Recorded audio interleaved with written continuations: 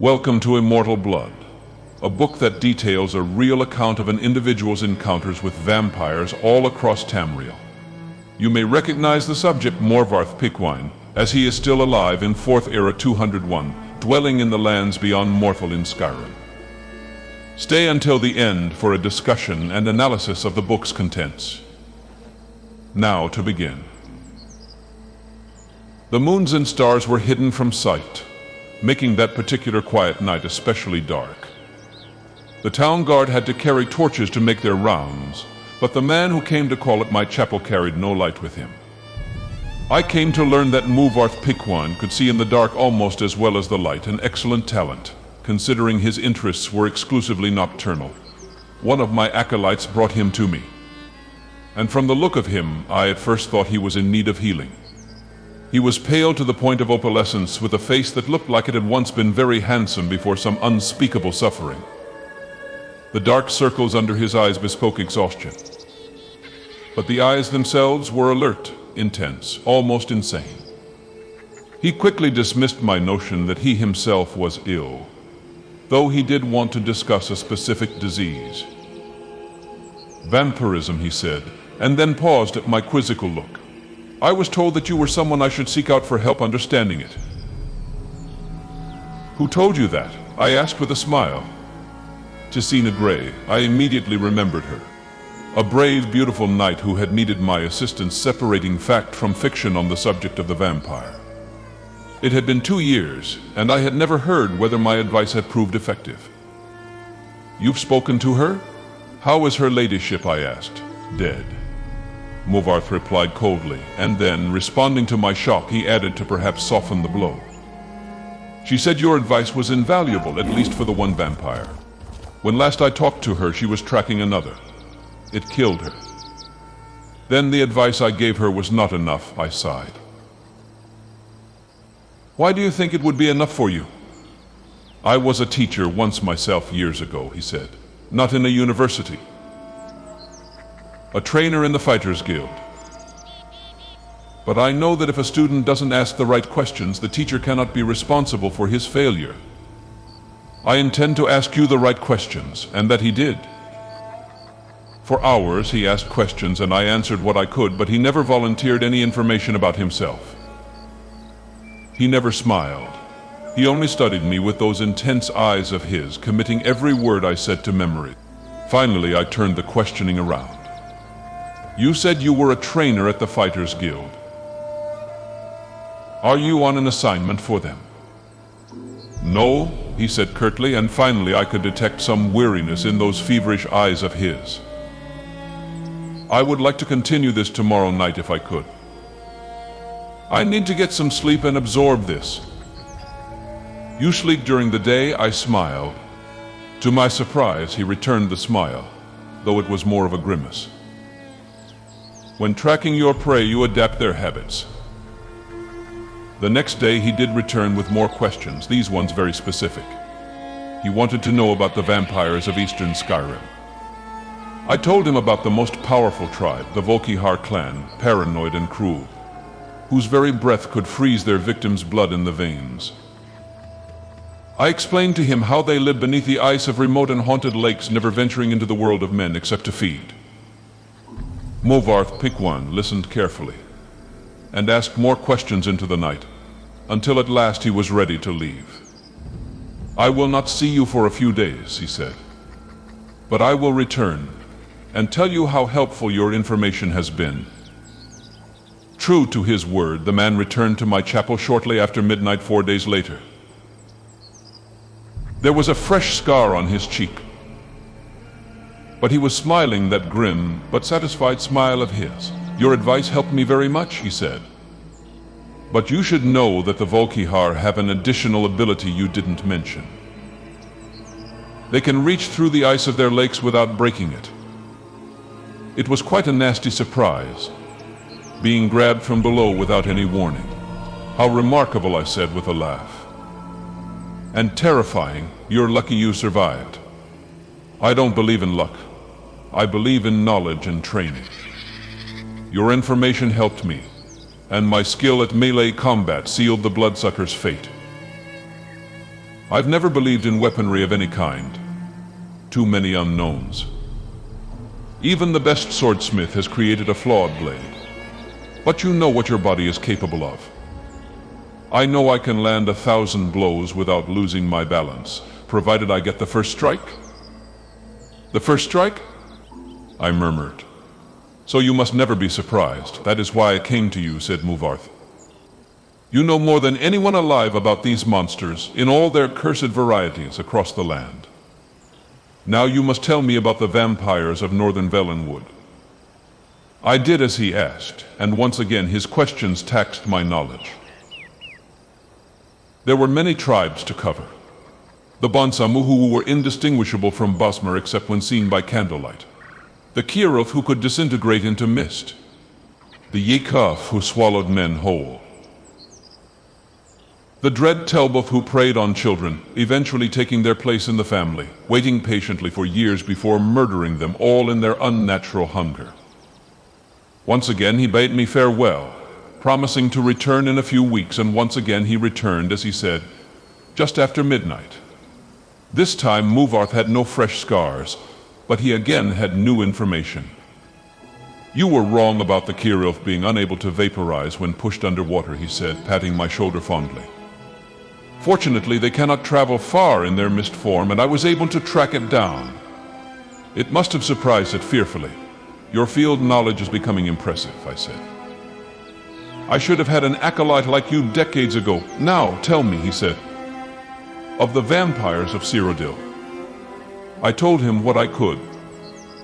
There was but one tribe in Cyrodiil, a powerful clan who had ousted all other competitors, much like the Imperials themselves had done. Their true name was unknown, lost in history, but they were experts at concealment. If they kept themselves well fed, they were indistinguishable from living persons. They were cultured, more civilized than the vampires of the provinces, preferring to feed on victims while they were asleep unaware. They will be difficult to surprise, Movarth frowned. But I will seek one out and tell you what I learn. And then you will tell me of the vampires of High Rock and Hammerfell, and elsewhere, and Black Marsh and Morrowind and the Somerset Isles, yes. I nodded, knowing then that this was a man on an eternal quest. He wouldn't be satisfied with but the barest hint of how things were. He needed to know it all. He did not return for a month, and on the night that he did, I could see his frustration and despair, though there were no lights burning in my chapel. I failed, he said, as I lit a candle. You were right. I could not find a single one. I brought the light up to my face and smiled. He was surprised, even stunned by the pallor of my flesh, the dark hunger in my ageless eyes, and the teeth. Oh yes, I think the teeth definitely surprised the man who could not afford to be surprised. I haven't fed in 72 hours, I explained, as I fell on him.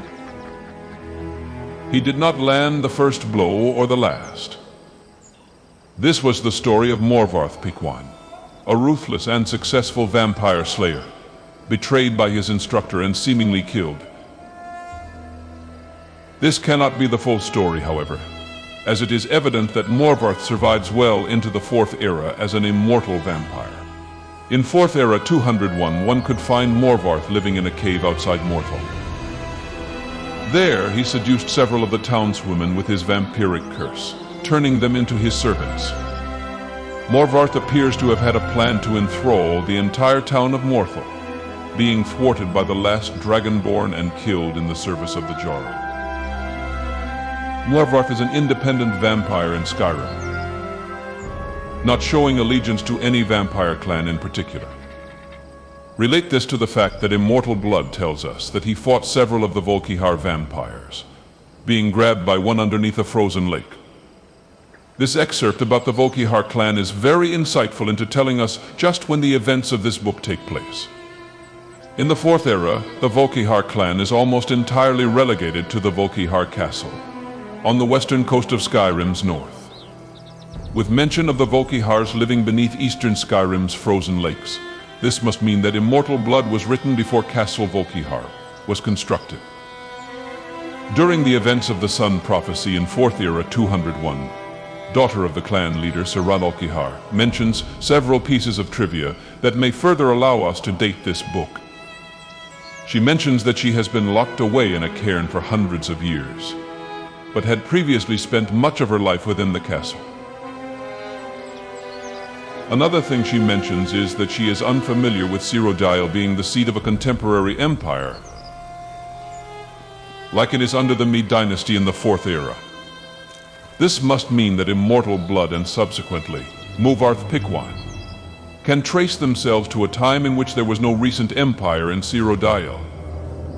The likeliest date for this must be during the 2nd era interregnum, after the assassination of the last Akaviri potentate, Severian Korak, in 2nd era 430. But before the emergence of Tiber Septim's 3rd empire in 2nd era 854.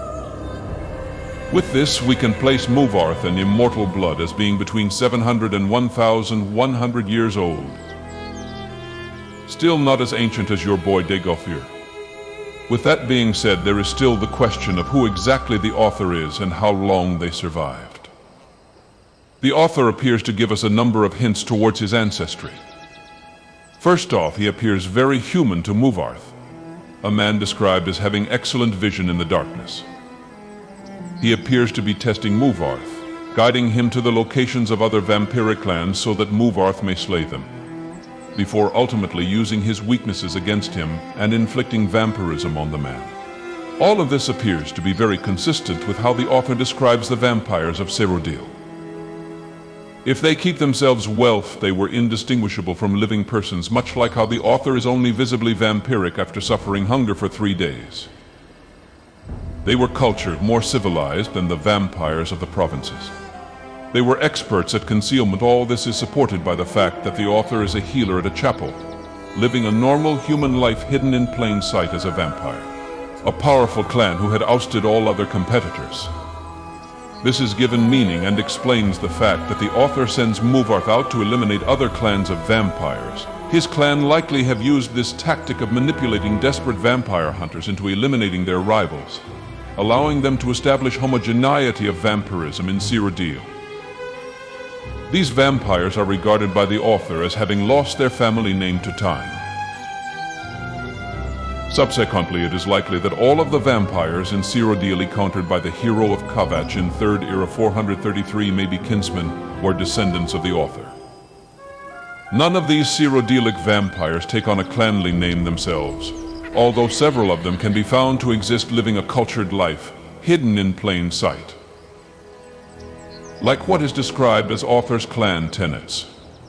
Some notable individuals are Springheel Jack, a legendary thief in Cyrodiil, or Lord Leviticus, noble of Crowhaven Fort outside Anvil, and father of the Grey Prince.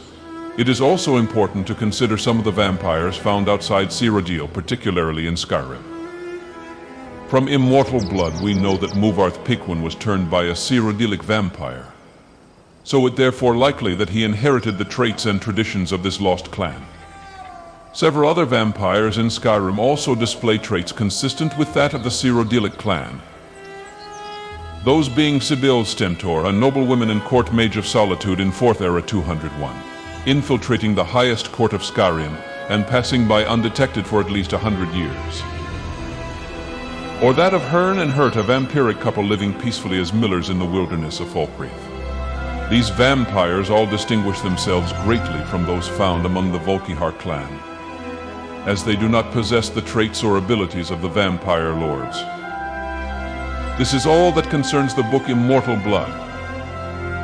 If you wish that I make a video delving deeper into the lore of these Cyrodiilic vampires, or perhaps to start documenting obscure lore independently of these books, please let me know in the comments. Thank you for enjoying.